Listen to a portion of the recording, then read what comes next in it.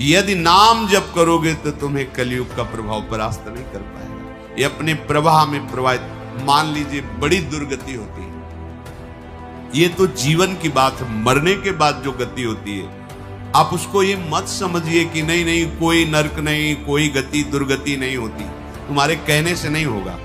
यहां तुम अपराध करते हो तो जेल मिलती है ना, पहले तुम्हारी पिटाई होगी, फिर तुम्हारा मुकदमा चलेगा, फिर सजा सुनाई जाएगी, आजीवन कष्ट भोगोगे, एक गलती का फल आजीवन।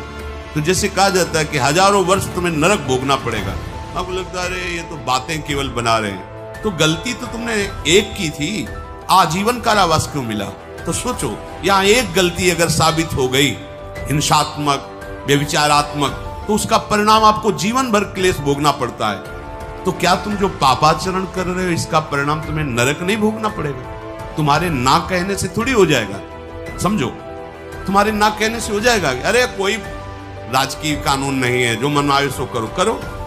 जब फंस जाओगे, प्रमाणित हो जाओगे, तो तुम्हें खुद पता चलेगा। तो सत्संग के द्वारा, शास्त्र श्रवण के द्वारा अपने लोग जान रहे हैं कि भयानक वेदना, दंड दिया जाता है नरक में अगर हम ऐसे ऐसे आचरण करेंगे, और ये आचरण करवाने में समर्थ है कलयुग, इसका प्रभाव है। बच सकते हो तो केवल भगवान नाम से। इसीलिए चीख चीख के कहते हैं कि साफ साधनों को करने की सामर्थ्य अब नहीं रह गई कि आप तपस्या करो, आप जितेंद्रिय हो करके प्राणायाम करके और समाधि भाव, न शरीरों में ताकत रहेगी, न आहार में ताकत रहेगी, न बुद्धि में ताकत रहेगी। एक बात सबको ही कर सकता है, बच्चा हो, बूढ़ा हो, कोई पढ़ा लिखा हो ना हो, जो जहां जैसे भी, राधा राधा राधा राधा। इसके लिए तुम्हें कोई ये शर्त नहीं रखी जा रही कि ऐसे हो तो राधा बोलो, नहीं, जैसे भी हो, जहां भी हो,